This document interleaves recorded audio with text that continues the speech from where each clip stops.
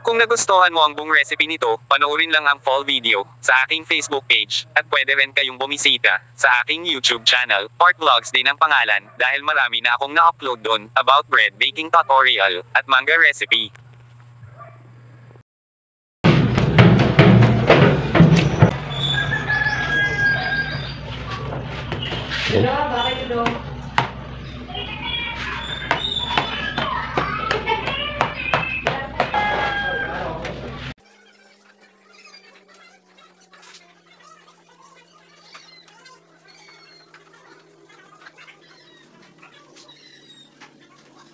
So ayun mga idol, lutuin na natin.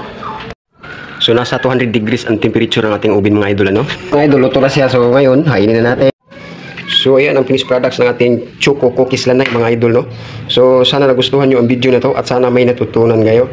At sana i-share nyo ang video na ito at bigyan nyo ng isang like. So hanggang dito na lang. God bless sa ating lahat and happy baking.